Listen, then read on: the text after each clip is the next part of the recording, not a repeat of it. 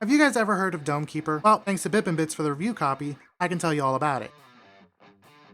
The game was developed by a power couple known as Bip and Bits. They were published by Raw Fury. The game is a very enjoyable little pixel art 2D experience, and the game is best described by the developers as a roguelite mining game.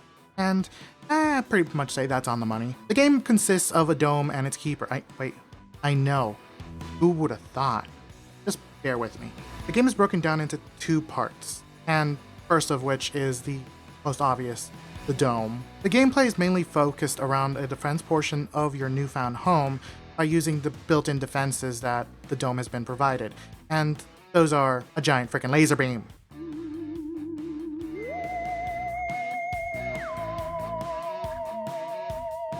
Nothing revolutionary considering that the turret is an on-rails turret, so it can only move left and right, just varying angles, and that's more than enough to keep those pesky alien shadow creatures off your lawn.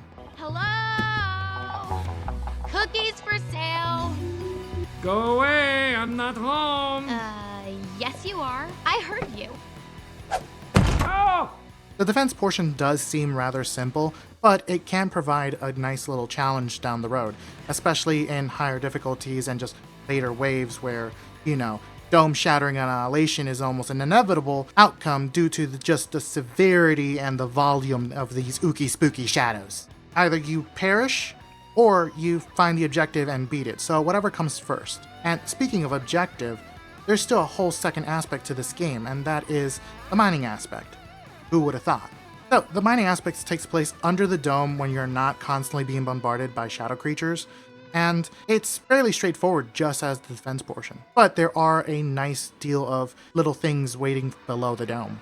When you're mining in the underground, you kind of have to only keep out for 3 items: iron, water, and cobalt. Very complex, right? 3 things you have to watch out for. Again, it's very simple, just like the defense portion, but wait, there's more complexity than is initially presented. You're going to have to dig and explore the solid underground to find all the necessary items to upgrade your systems, and you're going to have to really put your resource management skills to the test here.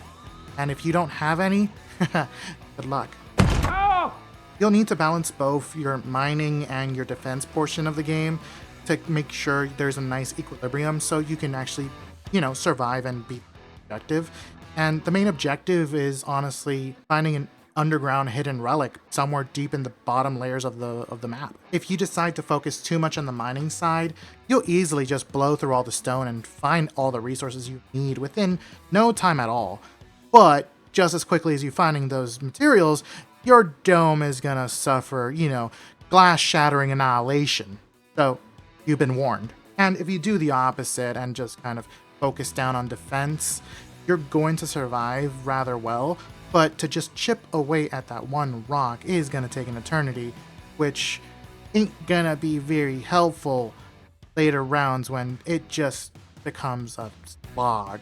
To just chip at one single block, knowing that you need 17 other resources to get that one last upgrade that will make sure that you do not die within 2 seconds. Yay.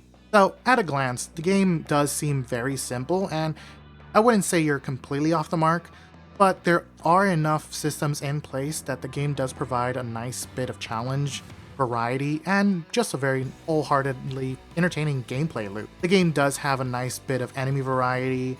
You have flyers, you have runners, you have little zerglings that will just obliterate you with just sheer numbers. It is devastating. Do not dismiss the little guys. Interesting upgrades for the dome and for your miner. 2 different player classes to pick from the get-go, at least from the time of this recording. Mission modifiers to just make the game a little bit more challenging or just a lot more tolerable based on what kind of person you are, with no actual big downsides, honestly. And also an alternative dome weapon in form of a giant sword. Yes, a giant sword. Who would have thought on a dome? It goes swoosh. I've spent hours on this game at certain points, and I'm just having fun blasting away shadows and mining peacefully for just the sheer fun of it. Sessions could run a little long, especially on bigger maps. Large and huge tend to be massive, and they do tend to be an hour plus sit downs. And if you're like me, you might just be wholly unaware of the time until you realize that the sun is peeking through the window and you've spent an all-nighter again. Oops. I'm in trouble. Overall, the game is a quirky little fun sit-down experience, and I do hope to see more content added down the road, possibly more domes, more gadgets, a third player class, or even another game mode, because right now it has Relic Hunt, and it also has Prestige, and Prestige is just endless. So, my final thoughts are, the game is fun, it's satisfying, it has a solid foundation to grow on and add more content, maybe a sequel. Maybe it does a Risk of Rain approach where it starts 2D and then somehow ends up 3D. That'd be strange, but it'd be fun. But that's a lot to handle. So, dial expectations, Dark. Tone it down. I'm too ambitious. So, with this interesting art style, simple and approachable gameplay, mixed in with a layering system to keep players engaged and constantly learning and discovering little things here or there, even collectible little kitty cat, this game would be a wonderful little thing to kind of look at if you're into the shadowy pixel aesthetic like I am, or you like arcade-based Defenders minigame type sorts. Give it a closer look, and it's definitely worthwhile and worth a consideration. I've honestly enjoyed the game for what it's worth, and I'm looking forward to see what other games Bip and Bits has down the road, especially for their third release, because this is only their second. Once again, thanks to Bip and Bits for the review copy, and what do you guys think? Is Dome Keeper worth looking into? Are you guys gonna go check it out? Are you even just gonna go look up gameplay just to kind of satisfy your morbid curiosity? Also, what other games would you like to see me try to cover and do?